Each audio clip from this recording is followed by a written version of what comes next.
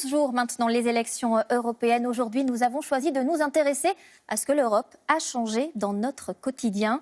Consommation, monnaie, communication, mobilité. On ne s'en rend pas toujours compte, mais l'Union européenne influe dans notre vie de tous les jours.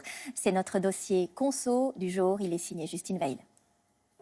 Elle semble parfois loin de nous et pourtant l'Europe est partout sur ce marché parisien. Avant d'acheter ses pommes, coup d'œil sur les ardoises. Beaucoup d'informations dessus, le prix bien sûr, mais surtout l'origine. Car l'Union européenne impose la traçabilité de ce que nous mangeons. Par exemple, les produits de la mer, avec 25 kilos consommés par an et par Européen, ce sont les denrées alimentaires où les règles d'étiquetage sont les plus strictes. Doit figurer sur l'étiquette obligatoirement le nom commun du poisson, mais aussi son nom scientifique, ici en latin. Il doit être précisé s'il est sauvage ou d'élevage. Il doit aussi être indiqué la zone où il a été pêché et la technique de pêche, ici au chalut. Un niveau de détail jugé excessif par certaines clientes qui ne voient pas l'utilité de réviser leur latin en achetant du poisson. Je regarde l'allure du poisson, c'est tout. Et le nom scientifique, ça vous intéresse pas? Non. C'est pas forcément une donnée qui pour moi apporte grand-chose. Je préfère voir en général l'origine, le lieu où c'est pêché, voir le type d'élevage que de voir le nom en latin. En matière de fleurs, je pourrais me défendre un peu, mais là en poisson, je n'y connais rien du tout en latin.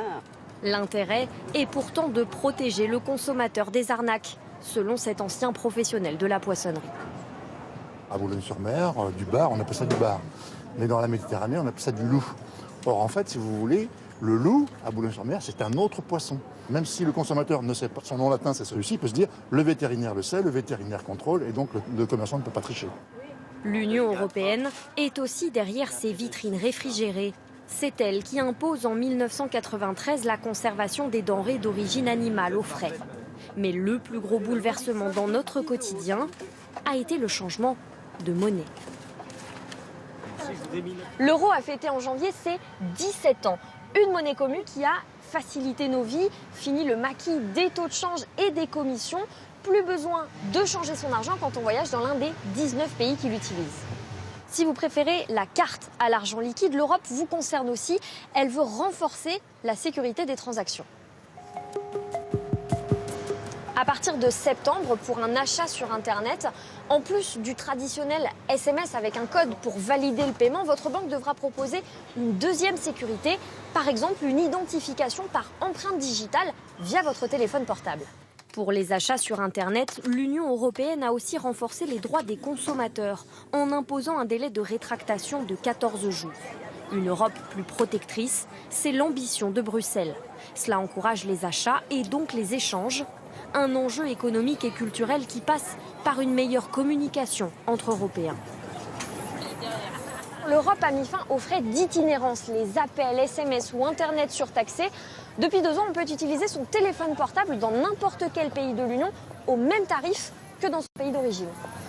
Elle a instauré aussi l'accès gratuit au numéro d'urgence et le droit de changer d'opérateur en conservant le même numéro. L'Europe a aussi bouleversé nos vacances en rendant les voyages dans les airs plus abordables. La libéralisation du marché a mis fin au monopole des compagnies nationales et la concurrence, en particulier celle des transporteurs à bas coût, a fait baisser les prix.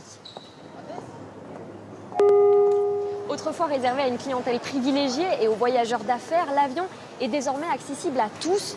Le nombre de vols par jour est passé de 10 000 dans les années 90 à 23 000 en 2016. Les Français prennent donc l'avion très régulièrement. 2 fois par an en moyenne. Alors ça peut être des lignes internes, par exemple Bordeaux-Lyon, des choses comme ça.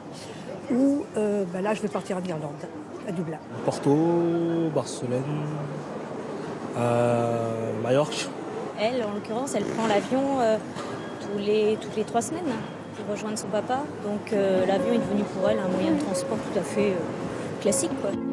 Depuis 25 ans, les règles de sécurité aérienne ont également été renforcées par l'UE, tout comme les droits des passagers, avec des indemnisations plus importantes en cas de retard ou d'annulation de vol.